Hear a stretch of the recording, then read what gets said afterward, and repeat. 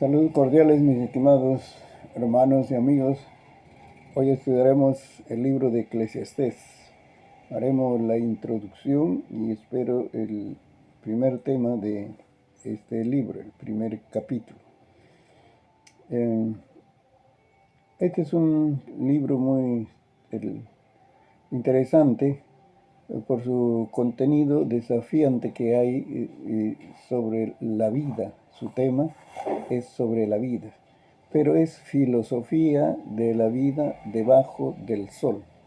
Esta es una expresión que lo encontramos en este libro, es continuamente repetido, debajo del sol, es decir, el punto de vista humano. Y es ahí donde entra la palabra vanidad y la expresión vanidad de vanidades, como enfatizando. Por ser filosofía de la vida, entonces todo lo ve debajo del sol. Podemos tener mayor comprensión cuando pensamos en el escritor que fue Salomón, el hombre más sabio, dice, de la raza humana, que tuvo sus cumbres y sus decadencias también espiritual. Y en ese tiempo de decadencia espiritual es que habla de esta filosofía de la vida debajo del sol sin Dios. Este es el caso. Hay que ver que lo que está expresando en estos capítulos, esa vanidad de la vida, es acerca de la vida sin Dios. Pero ya en los últimos capítulos entra el tema de Dios, por lo que como que llega a una conclusión para salir de esta reflexión, ¿no? En que todo es vanidad, esta vida, como si es una vida sin sentido, es algo vacío. Entonces tenemos que incluir en nuestro quehacer diario a Dios. Y eso es lo que quiere transmitir, porque por eso está incluido en los libros del Antiguo Testamento, ¿no? Ahora vayamos a nuestro material. Tenemos el material, unas notas, ¿no? No es decir que es un libro, pero es unas notas, un material para este curso de libros poéticos. Introducción a Eclesiastés. Pesimismo versus fe. Dentro de la literatura de la sabiduría del antiguo cercano oriente hubo un estilo de escritura que podemos llamar literatura pesimista. Este es su único ejemplo en la Biblia, pero la tradición se remonta por lo menos hasta el año 2000 antes de Jesucristo, tanto en Egipto como en Mesopotamia. Entonces, así como hay diversos géneros y estilos literarios, había esta literatura pesimista en ese tiempo. Entonces está catalogado este libro dentro de ese estilo de escritura. Pero dice, había una diferencia entre esos libros de otros escritores con el libro de Salomón, su famoso libro Eclesiastés. ¿En qué estaba la diferencia? Los otros escritos pesimistas eran fríos, sensuales y desprovistos de siquiera una nota de esperanza. Por lo tanto, en este libro de Eclesiastés hay una nota de esperanza para salir de esa vida de vanidad de vanidades. En el diálogo pesimismo, esta es una obra del siglo XIV antes de Jesucristo. El suicidio es la única respuesta al problema de la vida, ya que vamos, si la vida es vanidad de vanidades, entonces ¿de qué vale la pena seguir existiendo? Entonces hasta podrían presentar ahí como una salida, solución a esta vanidad de vanidades, el suicidio. Luego hay otro libro, dice, en la épica de Gilmanés, el dios Shamash declara lisa y llanamente: tú no encontrarás la vida que persigues. Es que el ser humano quiere vivir una vida con sentido, con propósito. Es decir, y al final la suma es felicidad. El hombre quiere vivir feliz, con una seguridad de una felicidad en esta tierra y en la eternidad. Pero cuando se esfuerza, vamos a decir, por lograr ese sentido, propósito en la vida, entonces sin Dios no logra encontrarlo. Aún dice, cuando Eclesiastés se hace eco del antiguo pesimismo, tiene otra hebra, otra fibra, otro hilo que está marcando contraste, porque también sostiene la posibilidad de gozo, fe y la seguridad de la bondad de Dios. ¿Ves? Ahí está. En esa filosofía de la vida debajo del sol, estamos hablando del hombre sin Dios, puede haber esta fe, esperanza, seguridad, todo esto, ¿no? Cuando reconoce la bondad de Dios. Ahí nos está dando una receta, entre líneas nos está diciendo algo importante, ¿no? Si una persona, o si en verdad no le encuentra sentido a todo eso, trabajar, ganar dinero y luego enfrentar enfermedades, fracasos económicos, puede decir, ¿y para qué todo esto? O por el lado de la educación, escalando posiciones en cuanto al conocimiento, grados académicos, todo, pero al final, ¿de qué sirve todo esto? Si no logra ese sentido, ese propósito, ¿de qué sirve? La profesión sirve para ganar dinero, y el dinero para gastar en placeres. Y los placeres dañinos provocan enfermedades. Y luego hay que gastar dinero para recuperar la salud. ¿De qué sirve todo esto? Entonces pierden la esperanza de encontrar gozo, tranquilidad, felicidad, entre comillas. Por eso Eclesiastés presenta esta filosofía debajo del sol, pero con una nota de esperanza. Mira la bondad de Dios, ahí en tu existencia, mira la bondad de Dios. Y luego dice, puedes tener una relación con Dios, podemos volvernos a Dios. Eso recomienda al final, ¿no?, de su libro. Algunos opinan que Eclesiastés es una obra editada, porque las palabras dice el predicador, se hallan en el centro de dichos proverbiales. Aquí también, como estamos viendo, aquí hay proverbios que son enseñanzas importantes para la vida, pero dentro de ese marco, ¿no?, debajo del sol.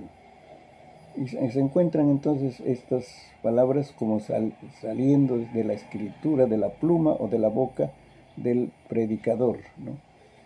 Eso nos da una descripción que hay una persona que está presentando la enseñanza a otra. Y por eso entonces puede ser, estas enseñanzas han sido editadas. Hay una palabra que identifica al predicador, ¿no?, porque nosotros tenemos en nuestra Biblia, ¿no?, palabra del predicador, hijo de David, rey en Jerusalén. Y los estudiosos con las lenguas originales de la Biblia dicen que es una palabra coelet, dicen, ¿no?, que es un nombre artificial, aun cuando muy común en su estructura. Tiene un significado aproximado. Puede ser predicador o puede ser maestro. Otros dicen señor maestro. Y en esa palabra, coelet, hay una raíz verbal que significa reunir. Y que se usa en otros lugares para convocar una reunión para hablarles de algún tema, ¿no?, que puede ser útil para su tiempo. Esto es lo que hacían los maestros, pues, de ese tiempo, que tenían discípulos entonces, o escuelas, ¿no?, donde formaban a las personas. Entonces el predicador o el gran maestro tenía esa capacidad convocatoria, que la gente le seguía por su elocuencia, de repente, no conocimiento, sabiduría también de la vida, que es una de las cosas interesantes, ¿no? Que la gente anhela para ser mejor en esta tierra, no solo en el ámbito externo, sino interior. Y por eso convocaba, el predicador convocaba, dice, o el maestro convocaba a, su, a las personas, ¿no? Para que sean sus discípulos. Esto es lo que vemos, ¿no? ¿Quién es entonces ese Coelet, el maestro o el señor maestro? Por el contenido general, cuando dice ahí hijo de David, rey en Jerusalén, es claro que está refiriéndose a Salomón, pero en el escrito, en el libro, no está la palabra Salomón así mismo, así literalmente. En cambio, en Proverbios, en Cantares, está esa palabra.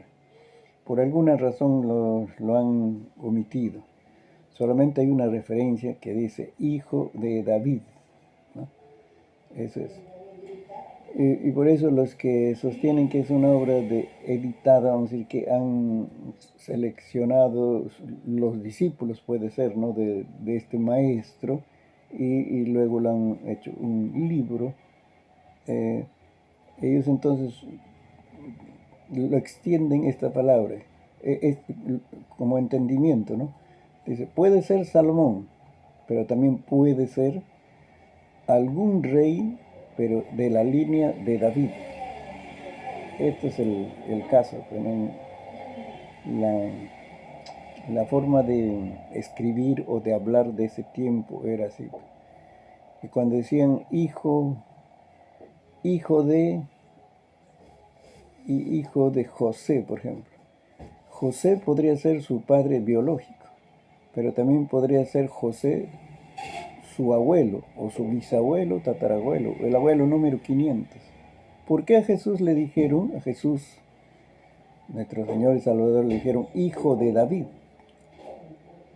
Porque era su abuelo, no sé qué número, pero su padre terrenal, que le llamamos, era José. Él debería decirse hijo de José.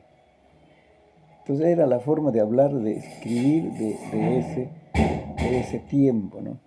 Entonces, cuando dice que hijo de David, no necesariamente puede ser el hijo biológico, el hijo inmediato, sino podría ser su descendencia, que posteriormente lo atribuyen, ¿no? Los discípulos lo atribuyen, que han coleccionado las enseñanzas, y está como ahora un libro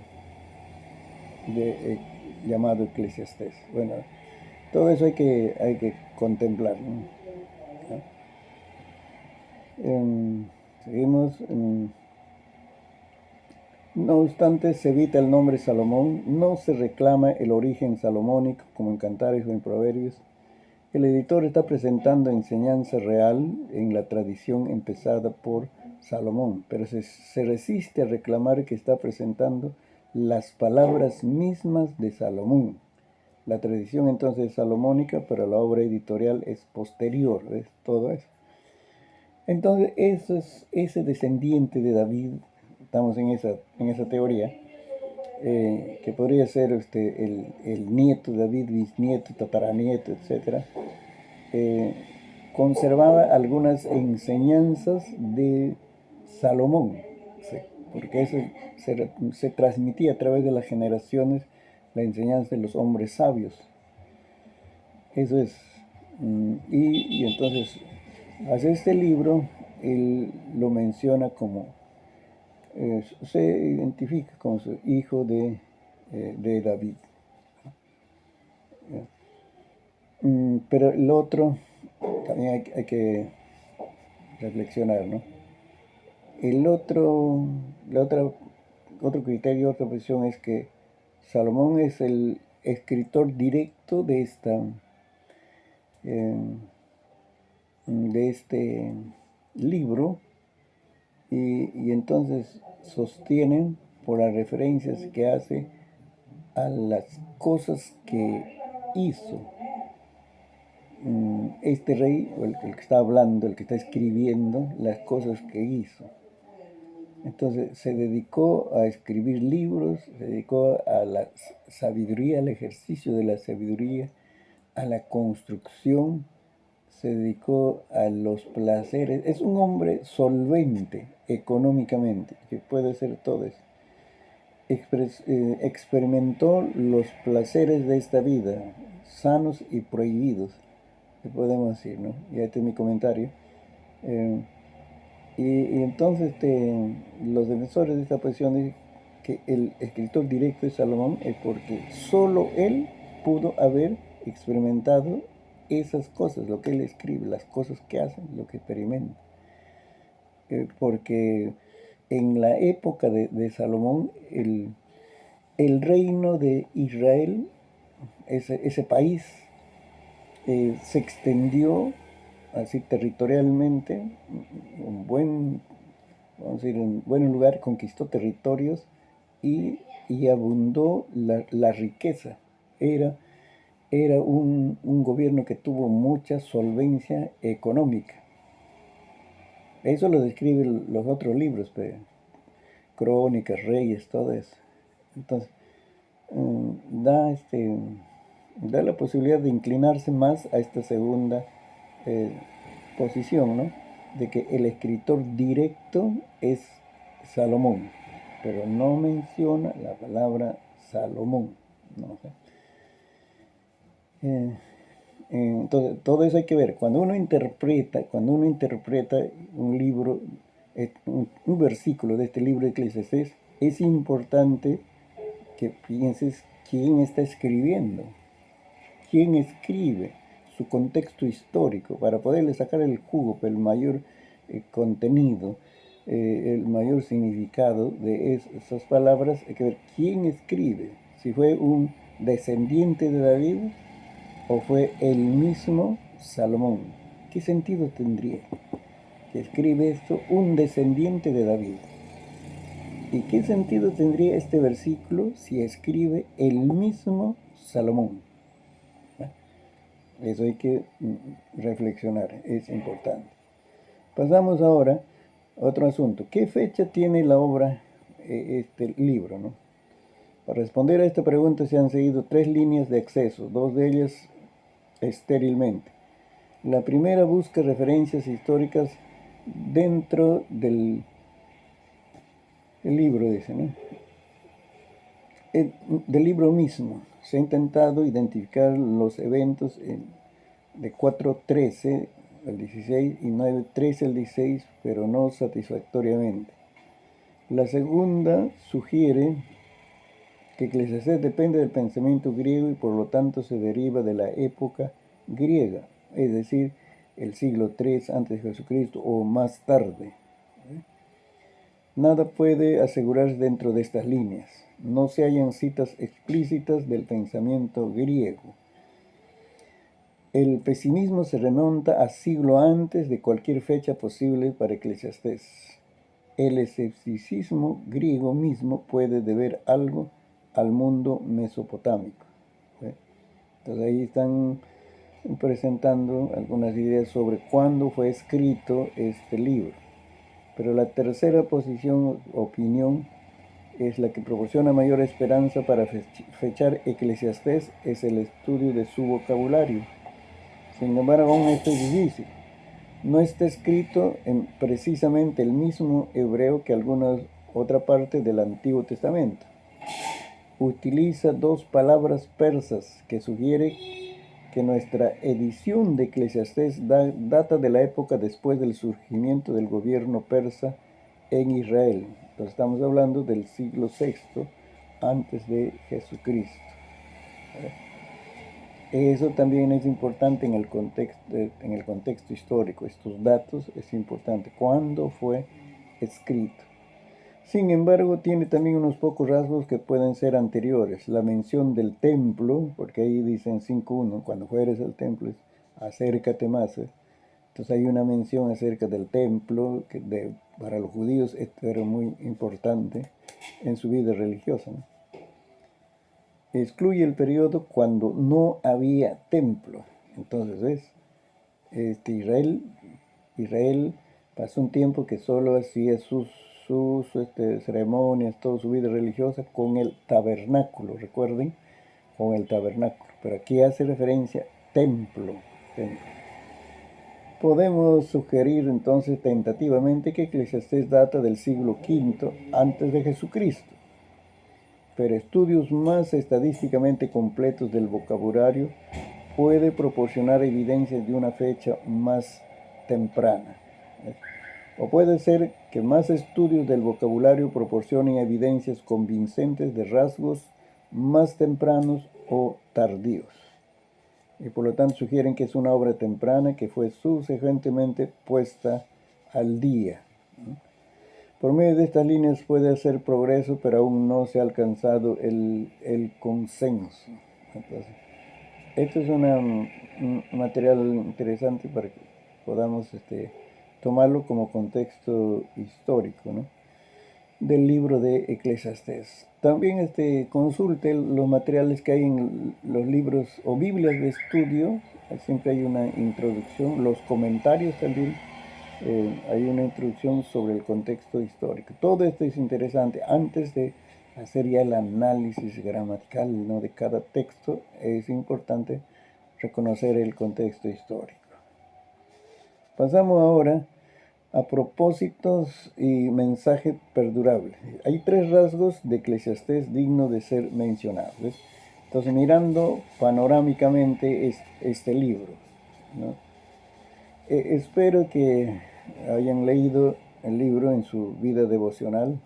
Eso nos ayuda, porque ahorita nos ponemos a leer, aquí vamos a gastar algunos minutos, aunque es breve el libro, ¿no? ¿Cuáles son las características generales? Utiliza una división de la realidad en 2 esferas. Estamos hablando de la vida, ¿no?, la celestial y la terrenal, refiriéndose a lo que está bajo el sol o debajo del sol y lo que está sobre la tierra. Hay otra división. Hay cosas, lo que él describe es debajo de la tierra, pero también hay otras realidades sobre la tierra. Por ejemplo, dice, Dios está en el cielo y tú estás sobre la tierra. Es importante en esa reflexión o filosofía sobre la vida. Segunda distinción, entre observación y fe. El maestro dice, he observado, pero continúa diciendo, y entendí. Cuando usa el verbo observar, señala a los trabajos de la vida.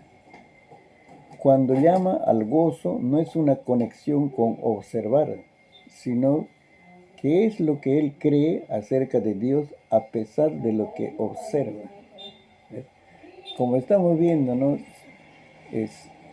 si la vida es vanidad de vanidades, entonces dice, entendí que para llenar este vacío, esta vida más, sin sentido, necesita otro elemento. Ahí entra Dios. Y tercera distinción que hace, nos lleva a enfrentar lo feo de la vida y sin embargo nos insta constantemente a la fe y al gozo, ¿sí?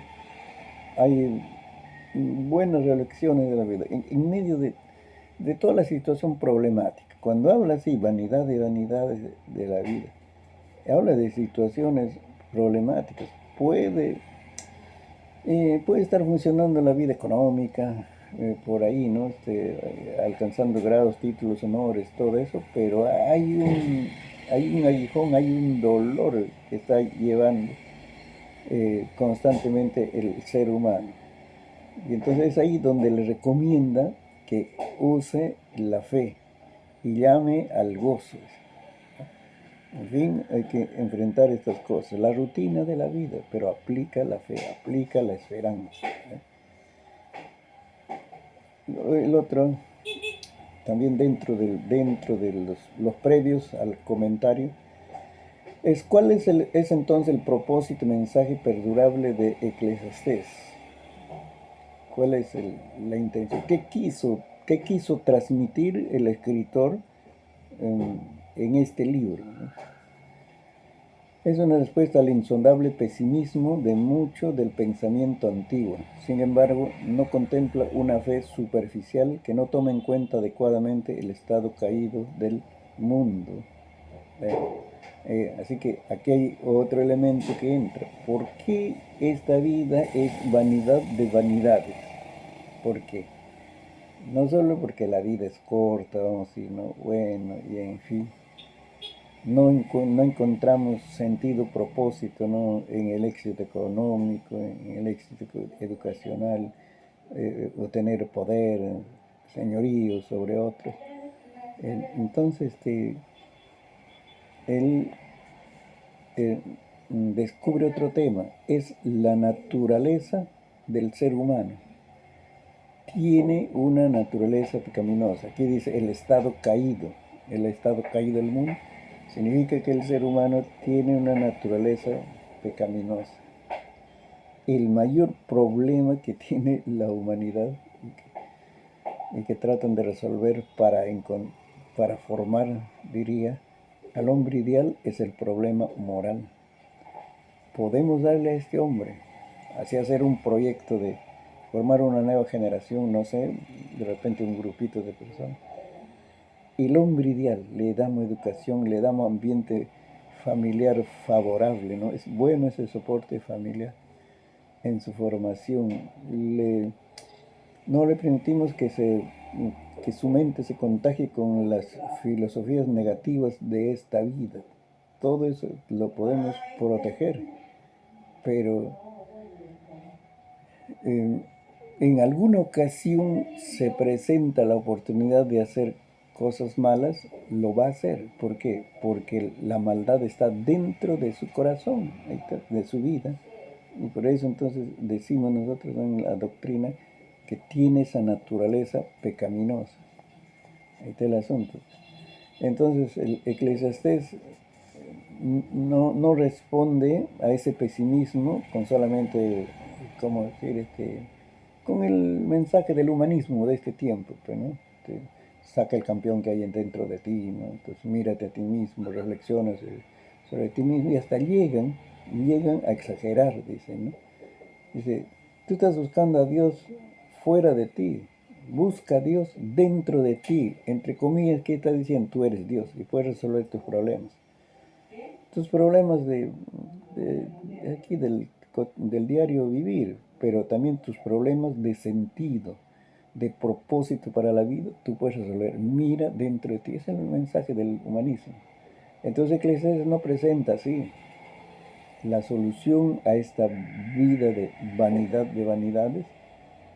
Dice, está en primer lugar aquí, siguiendo el pensamiento, ¿no? Es reconocer que tengo una naturaleza pecaminosa. Eso está recomendando, en términos generales. No es que vamos a ir vamos a ponerle alegría, gozo, sentido. Mira, ve, pero está bien, todo lo que has conseguido hasta aquí, debes estar feliz. Eso no es lo que querías, ya. Pero sigue el vacío, el hombre sigue vacío. ¿Saben por qué? Porque tiene naturaleza pecaminosa. Y entonces se está preguntando, sí, he logrado estas cosas, pero ¿qué hago cuando tengo ganas de hacer maldad? Me gana esta naturaleza pecaminosa. ¿Qué hago? Quiero construir una familia, sí, me han enseñado lo que es familia, curso 1, 2, 3, 7, 9, 10, todo, me enseñan buenas relaciones, trato con los hijos, todo.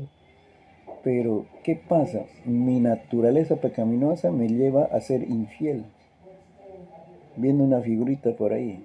Ese es el problema del ser humano. Entonces, por eso recomienda en general el libro reconocer esa condición. Y esto no es, pues, no es algo agradable. ¿Saben por qué? Por el orgullo del hombre, el ser humano en general. Le es difícil decir, yo hice mal, perdóname. Le es difícil de conseguir.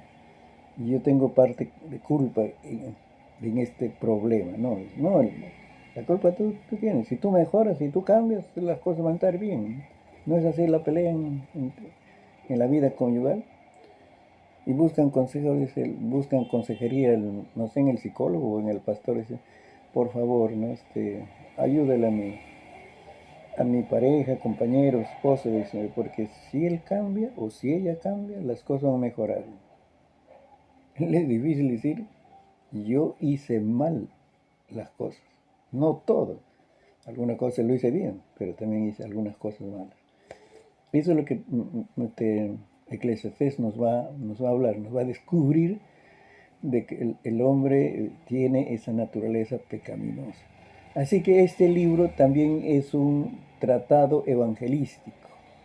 O sea, es un material, es un libro para sermones evangelísticos, imagínate, que llama a la gente secular a hacer frente a las implicaciones de su secularización y un llamado al realismo, invitando a los fieles israelitas a tomar en serio la futilidad, el enigma de la vida en este mundo.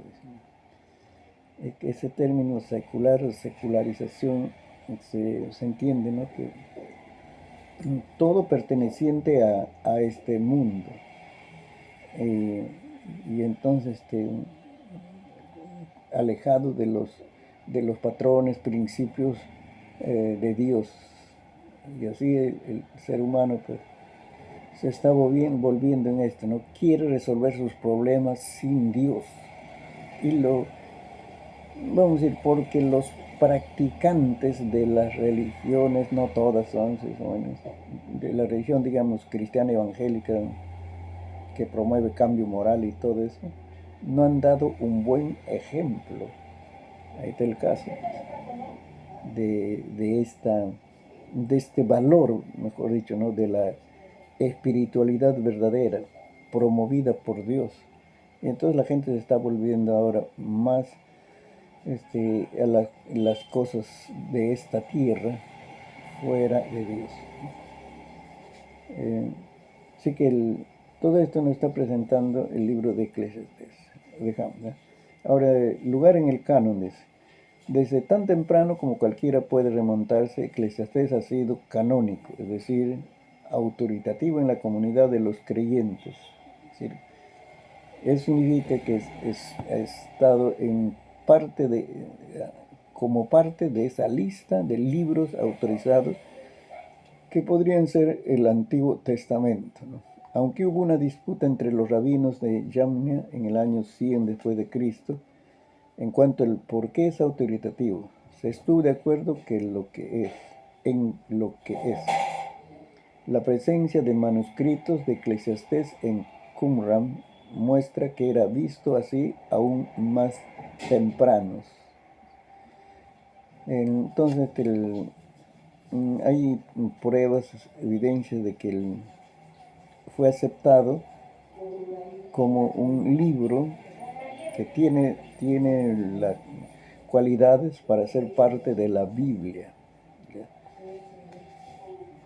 Se presenta también, luego presenta un pequeño bosquejo de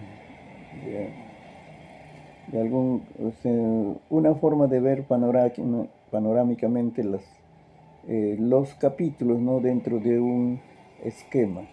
Entonces puede ayudarnos cuando estamos haciendo algún estudio, sermón, entonces para ver que nuestro tema de repente puede reforzarse con ideas de otros capítulos de este mismo libro, y ahí nos presenta panorámicamente. Es bueno, los bosquejos es bueno porque es producto de alguien que ha visto todo el libro, y entonces según su criterio ha elaborado ese bosquejo. Ya, no hay bosquejo perfectos, pero en algo nos va a ayudar. Muy bien. Gracias a Dios hemos avanzado un poquito en la introducción. Ahora vamos al comentario en sí de los capítulos. Esto es un comentario sencillo, ¿no? Aquí no hay bosquejos, solamente se presenta a partir de bloques de versículos, se va a presentar el comentario. Pero también tengo otro material, ya está en bosquejos, por lo menos 12 bosquejos del libro de Eclesiastés. Ese ya tiene formato de bosquejos, ¿no? Así que seguimos entonces con este comentario.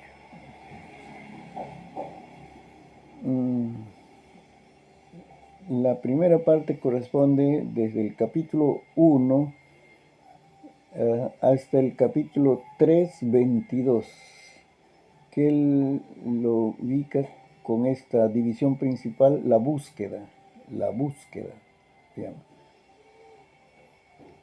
Después del título que lo presenta, ¿no?, a este libro, se explora el problema de la vida, en el capítulo del 1 hasta el 2:23, ¿no? Esto termina en un cuadro de fracaso y desesperación, capítulo 2, versículo 23. Luego viene un cambio de dirección, del 2:24 al 3:22, que es la parte de estudio de esta parte, ¿no?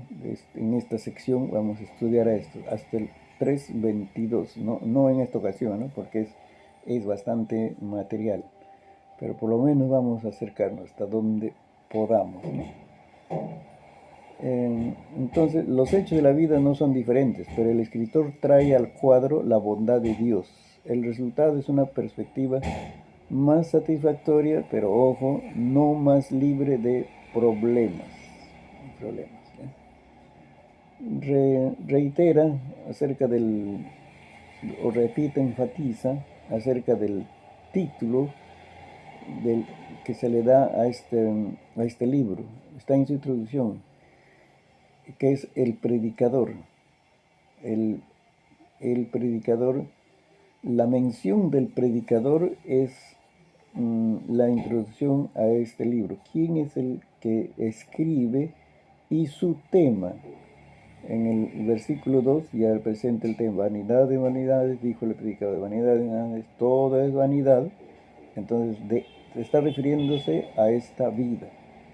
Ahí presenta entonces el personaje.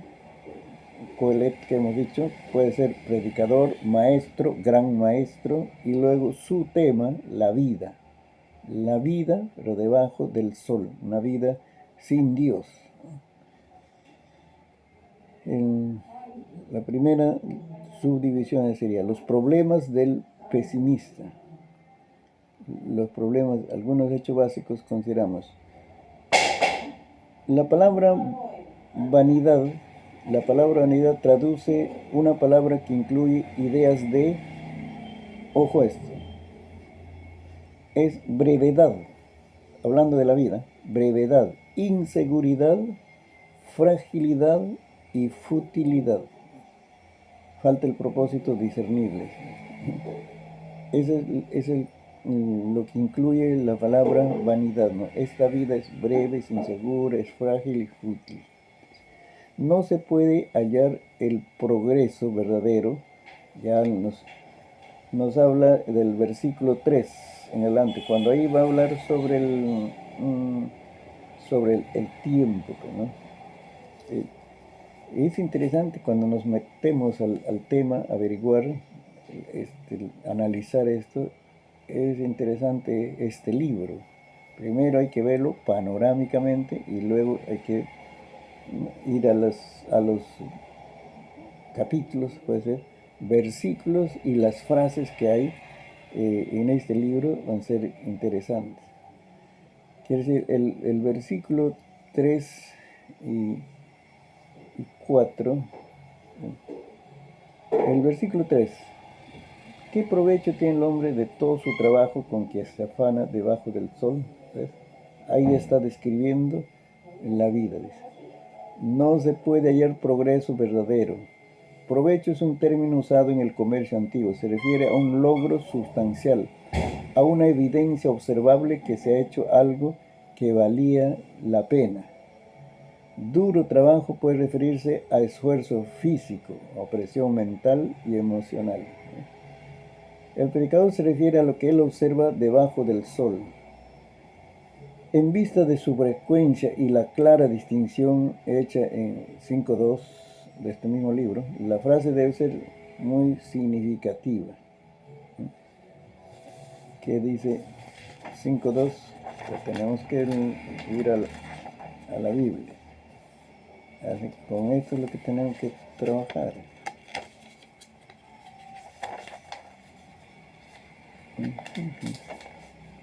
No te des prisa con tu boca, ni tu corazón se apresura a proferir palabra delante de Dios, porque Dios está en el cielo y tú sobre la tierra. Por tanto, sean pocas tus palabras. Eso es lo que está presentando, ¿no? Que hay una distinción de esa vida de vanidad, ¿no? Que se esfuerza, pone todo el empeño para darle sentido. Pero luego le dice, ¿no? Pero piensa, dice, Dios está en el cielo y tú estás aquí en la tierra. Estas cosas suceden aquí debajo del sol, como decir, ¿no? Y por eso entonces lo que tú consideras provecho, progreso, todo esto, ¿no? Realmente vale la pena todo esto. ¿Cuál es tu premio de todo lo que te has esforzado? Sí, posibilidades económicas, viajes, relaciones importantes, todo eso, ¿no? Pero esencialmente, ¿no? Eso te ha dado sentido de vida, propósito de vida, ¿no? Como si te sientes feliz haciendo esto. Ya vamos a ir profundizando más adelante, ¿no? Como que le dice, ¿no? En todo ese progreso encuentras el gozo verdadero. ¿Y qué tal si se va ese progreso? Se va ese éxito económico. Entonces ya no hay gozo, ya no hay sentido de vida. Ya no te sientes útil, importante para alguien. ¿Ah? De eso le está presentando, ¿no? ¿Qué provecho tiene el hombre de todo su trabajo con que se afana debajo del sol? Y ahí está presentando. Luego el versículo 4 dice, generación va y generación viene, mas la tierra permanece. La sucesión de generaciones no cambia la situación básica de la humanidad. El problema de la falta de sentido está encarnado en el mundo entero. Así dice. Como que le dice al hombre, tú perteneces a una generación. O sea, antes de ti ya existían otras personas que también hicieron algo por la vida, buscaron sentido en la vida. Tus padres, tus abuelos, bisabuelos. Después de ti también van a haber otras generaciones. Así va a suceder, dice. Va a ser. Entonces, somos seres temporales. Por eso está hablando de la vanidad de la vida en ese sentido que es breve. Esta vida es breve. 80, 90, 100 años, y aunque Matusalén vivió 969 años, pero es breve, ¿saben? Comparado con la eternidad. Es que el ser humano es inmortal. Entonces hay ese sentido de eternidad que va a ser un versículo más adelante en el ser humano. Y comparado con eso, es breve esta vida, y por eso es vanidad.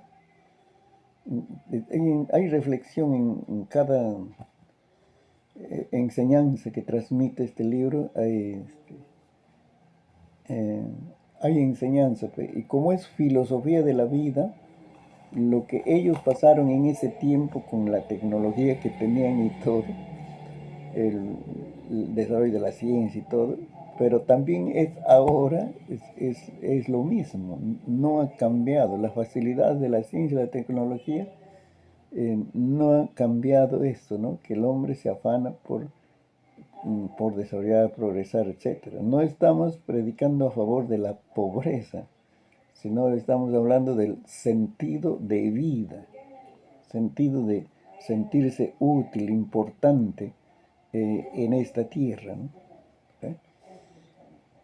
Eh, nosotros vamos a filosofar, pues si estamos hablando de un libro de filosofía de la vida, que tenemos que aprender a filosofar. Eso es parte. Alguien ha dicho que la filosofía es antes de la teología, porque el hombre empieza a preguntarse, ¿quién soy? O las tres preguntas filosóficas que alguna vez mencioné. Yo te lo aprendí, no he inventado esto, no, yo aprendí. ¿De dónde vengo? ¿A dónde voy?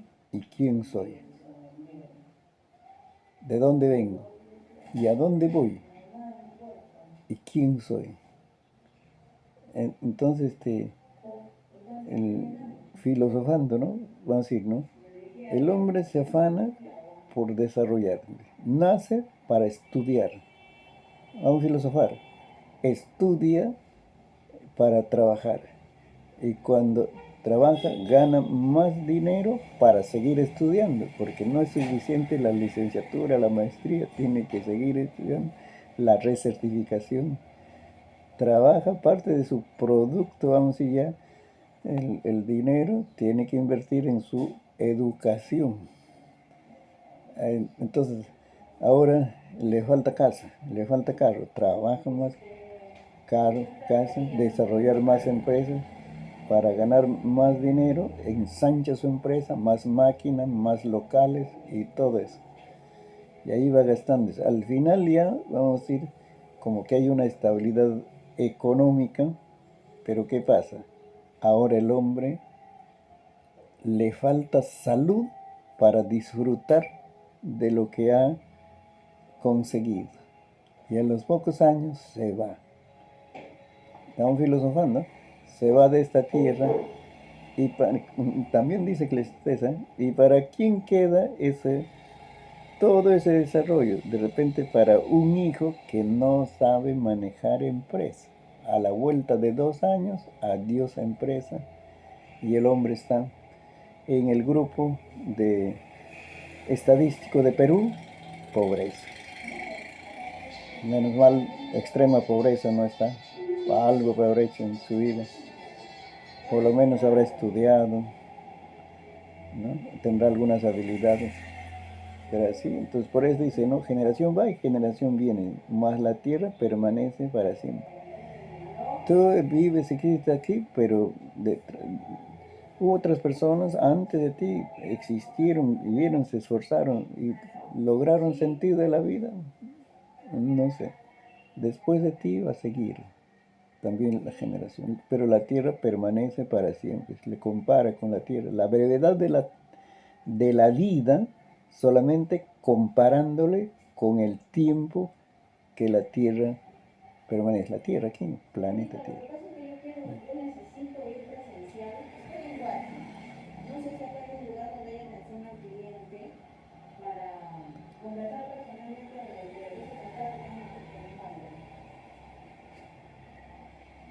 Muy bien, a ver, seguimos. Nos está dando desafíos esto, ¿no? Dice 5 al 7. La naturaleza no muestra progreso, está activa en el firmamento. La tierra, menciona la tierra, versículo 6, y el mar, versículo 7. Pero sus muchas actividades no traen cambio en la situación fundamental de la gente. 5 al 7, ¿no? Sale el sol y se pone el sol y se apresura a volver al lugar de donde se levanta. El viento tira hacia el sur y rodea al norte, va girando y continuo, y a sus giros vuelve el viento de nuevo. Los ríos todos van al mar y el mar no se llena. Al lugar donde los ríos vinieron, allí vuelven para correr de nuevo. También acá hay ciencia, ¿no? Así que los hombres, los escritores, expresaron también datos científicos que de repente en su lenguaje de ese tiempo. Aquí, aquí está hablando, ¿no? Cómo se producen las lluvias. Está hablando de esto, es un dato científico. Los ríos todos van al mar y el mar no se llena. ¿Por qué no se llena? Porque hay evaporación. Dice, al lugar donde los ríos vinieron, allí vuelven para correr de nuevo. ¿Ves? Al lugar de donde comenzó el río, allá en el Cerrito. Ahí comenzó el río, un riachuelo. ¿Saben por qué?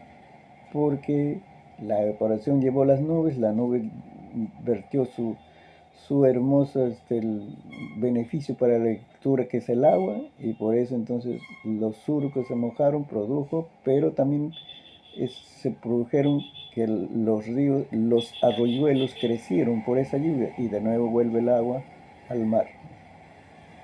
Hay datos científicos, pero vamos viendo entonces, ¿no? Que esto también es una lección, como decir, ¿no? De lo que es la vida del ser humano. La naturaleza está cumpliendo su propósito ahí de ayudar a la vivencia del ser humano, ¿no? Pero en todo ello le está dando una lección al ser humano. Así es tu vida, así es tu vida consigo. Da círculos, círculos. Una vida sin Dios está en ese círculo. Estamos hablando de filosofía de la vida debajo del sol. Entonces, y hay cosas que nosotros no comprendemos. El- la vida. El ser humano, niño, no tiene muchas facilidades como la educación, los pedagogos dicen, ¿no? La motricidad está aprendiendo, la motricidad fina, dice, cuando ya puede usar sus dedos, hacer gráficos, dibujar algo así. Y luego ya aprende pues a caminar, desarrollarse, correr, desarrollo. Pero ¿qué pasa con el tiempo? Esa motricidad que se va gastando y vuelve al estado, a las actividades de niño más tarde. Ya el anciano tiene muchos rasgos o actividades, se puede decir, ¿no? De lo que hace el niño. Eso hay que considerarlo. Es un círculo. Es un círculo que está hablando, ¿no? Entonces la naturaleza le está enseñando esto al ser humano, ¿no? La asociación, estamos diciendo, la naturaleza no muestra progreso, no muestra salir de ese círculo.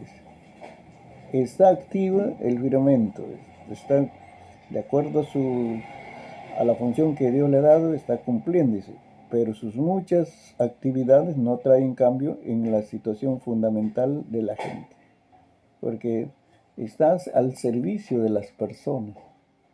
Nosotros también debemos estar felices de que Dios nos da todos estos beneficios, la luz, el agua, el aire, las estaciones y todo esto, pero a nosotros nos toca darle sentido a la vida. La naturaleza nos sirve como muestra de la bendición del Señor, pero nosotros tenemos que darle sentido a esta vida. ¿Ya? Ya vamos aplicando, ¿ya? En el caso de que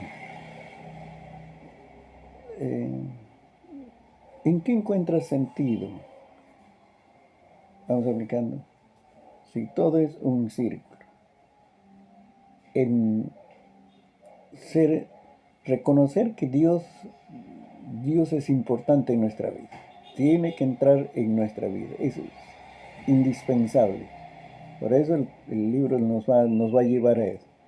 Pero también hay hay algo importante. Mira, en las palabras del Señor Jesucristo, ahí está presentando el sentido de la vida. ¿Cuál es el más grande mandamiento? Le preguntaron. Amar a Dios. Sentido de la vida, tu relación con Dios. Pero luego, ¿qué dijo? ama a tu prójimo como a ti mismo. Tu vida va a tener sentido en relación a que ames a tu prójimo. El que ama tiene un elemento constructivo en su vida. El amor verdadero, no la pasión, no el apasionamiento, no el apego, vamos a decir, ¿no? No la dependencia de alguien. No, el verdadero amor es libre, es creativo y es constructivo el ser humano. Ama a tu prójimo en ese sentido. Y eso está diciendo entonces, esto va a dar sentido. Tú te vas a sentir importante porque amas a tu prójimo y le puedes hacer un bien, le ayudas a salir de esa situación. Le ayudas también a encontrar sentido en la vida. ¿Ves? Te vas a ser útil e importante. La Biblia dice, usando la palabra bienaventurado, el que piensa hacer el bien ya es feliz. Es una versión. Entonces ahí va encontrando sentido. Y si hace el bien, si pensara hacer el bien, si pensar nomás hacer el bien ya produces satisfacción, felicidad, hacer el bien mucho más.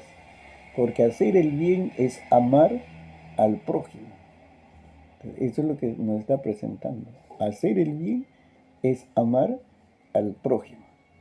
De modo entonces, la Iglesia nos va a llevar a eso. Pues. Debemos aprender lo que el Señor ha dejado en esta tierra. Hay hermosas lecciones para que nosotros, viendo esta hermosa creación, podamos reflexionar y decir, no, mi vida debe tener un sentido. Entonces tengo que arreglar mi relación con Dios y mi relación con mi prójimo. Y primer prójimo es tu familia. Para el hombre, su esposo. Para la mujer, su esposa. Sus hijos son prójimos pues, también. ¿Ves? Tengo que arreglar esta situación. Porque si amo en ese sentido del amor constructivo, entonces voy a hacer algo importante para esa persona. Y le voy a ayudar para que mi prójimo encuentre también sentido en la vida. Y estas cosas nos está presentando en este libro, ¿no? Así que nos espera vamos a decir, una aventura muy importante en este libro de Eclesiastés. Hemos dado solamente unas pinceladas de esta introducción. Por ahora vamos a detenernos en estos versículos, pero recuerden, les envié el material, el comentario o separado, puede ser en unas hojas. Vayan leyendo la Biblia y vamos a decir en parte el estudio también para que la próxima reunión que tenemos, ahí podemos desarrollar un poco más. Es interesante, ¿no? Recuerden, no está escrito en el material, pero lo que Eclesiastés nos presenta es filosofía de la vida debajo del sol, ¿no? Y entonces eso nos va a ayudar. Y tenemos ahí bastante material evangelístico que nos va a ayudar también. Cuán importante es Dios para darle sentido a esta vida.